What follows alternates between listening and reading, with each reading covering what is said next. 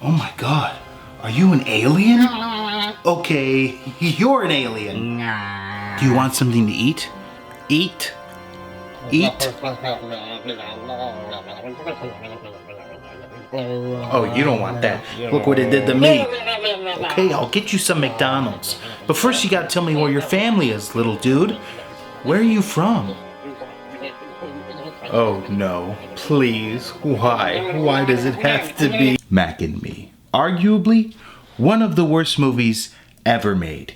And it's definitely a full-on ripoff of E.T. Everyone knows E.T. It's a cinematic masterpiece. Came out in 1982. It's about some wrinkly-ass alien that crashes into a boy's backyard, and it has a finger that glows for some fucking reason. Mac and Me came out in 1988, and it's also about some aliens that get sucked into a NASA probe and immediately sent back to Earth. First of all, the E.T. alien was already a little fugly, but somehow Mac and Me took it to another level.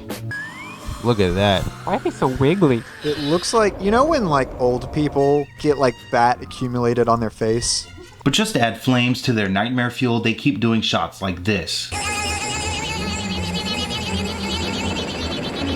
Did we get the shot yet? Anyway, the aliens all escape the government lab, I guess? I don't know. It's never really explained where they are, or even what planet these aliens are from. All we know is that they can zap electronics with their hands, or in this case, obliterate doors. Whoa!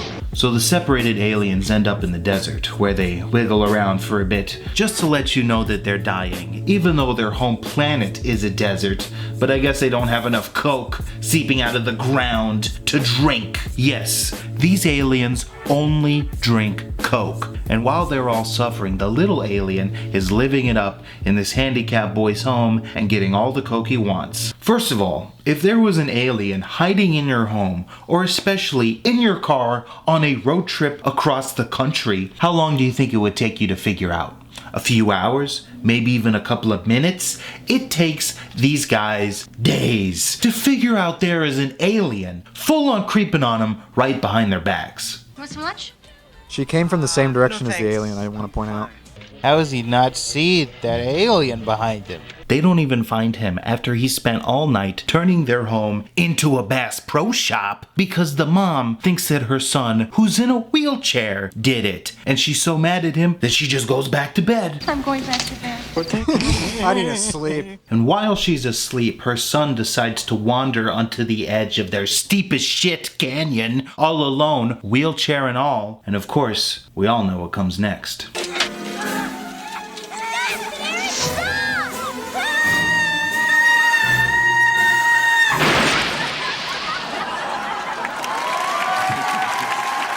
How many times have you shown that clip? You're wasting everybody's time.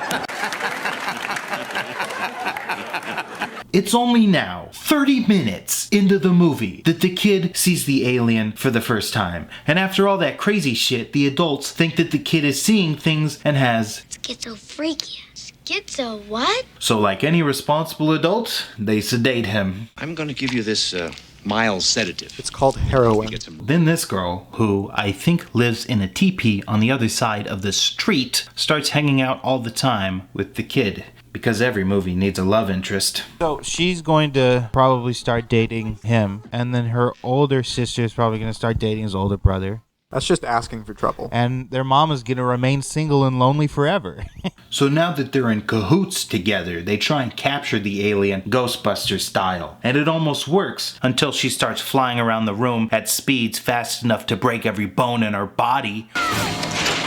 The rest of the movie is basically just filler. But before we can end this shit show, we have to have more shenanigans with the baby alien, including this scene where the alien steals a toy car and gets himself stuck in a tree. So clearly it looks like his life is in danger. But instead of resolving this conflict, they just start playing soft music as the camera pans over to the kid who's learning how to run in a wheelchair. How majestic.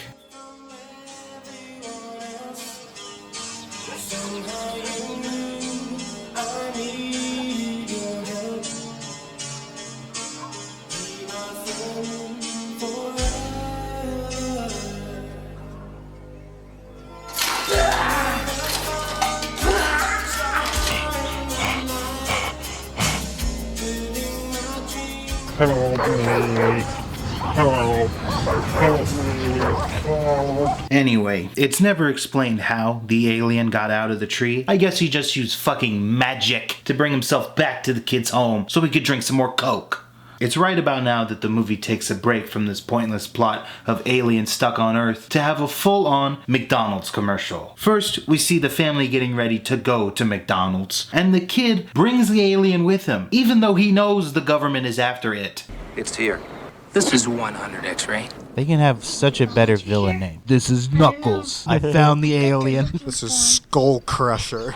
However, this kid has a genius way of hiding the alien. He wears an old teddy bear as a skin. Fucking brilliant. So now that everyone's ready to go, including the alien, they head down to their local McDonald's, where there happens to be hundreds of people just dancing. Way to annoy the kid. He can't dance. He's in a wheelchair. In what universe do people, first of all, enjoy eating at McDonald's, and second of all, break out into song and dance like they rehearsed this shit?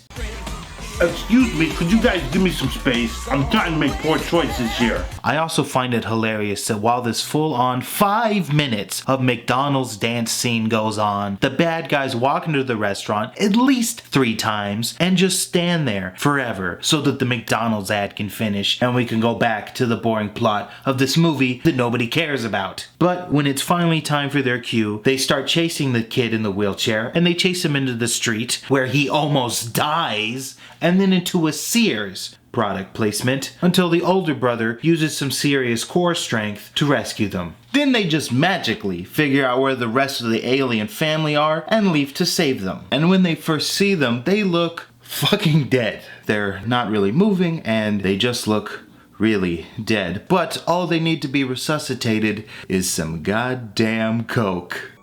They're gonna need more than Coke. They're gonna need a Big Mac and some fries to revive from this one. Well, now that we've solved that crisis, it's time to continue stretching out the plot of this movie so it can be feature length. First, they end up at a grocery store. Must be from out of town. You guys from Florida? Just like the beginning of this movie, nobody ever shoots the aliens. But the aliens do shoot us. Jeez. Not the mall! No! Oh my god. Yeah, things went from 0 to 100 really fast, but like everything in this movie, you could see the ending coming a mile away. Here's what's gonna happen. Aliens are gonna walk out of the fire, somehow fine, and they're gonna like give him some alien life force that brings him back. I can see that. I knew it.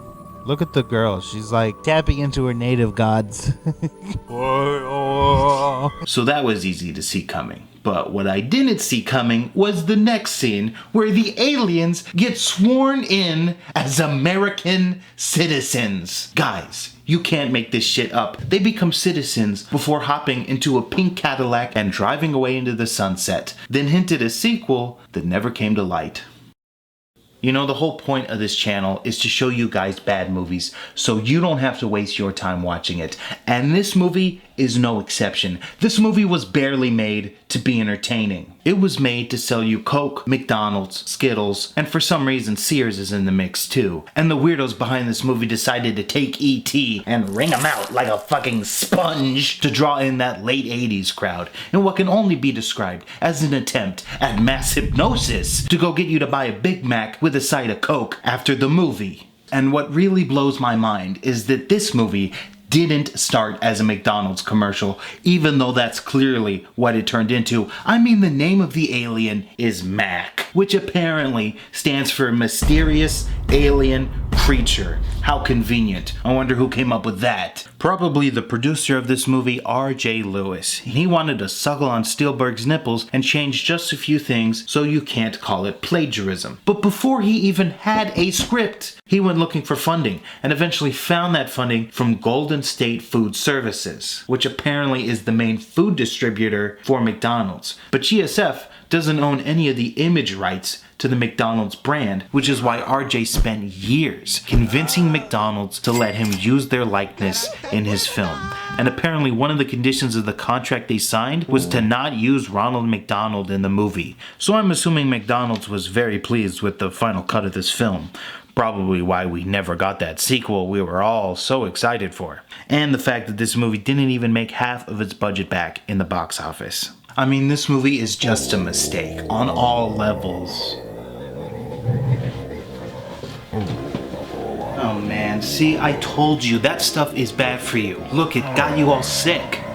Do you want something healthy to eat? Like an apple? Apple. Apple. What the fuck?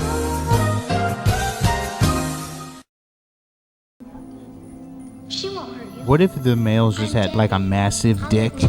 Imagine how much better this movie would be if Mac just had a massive penis just laying around everywhere. Just drug it behind him.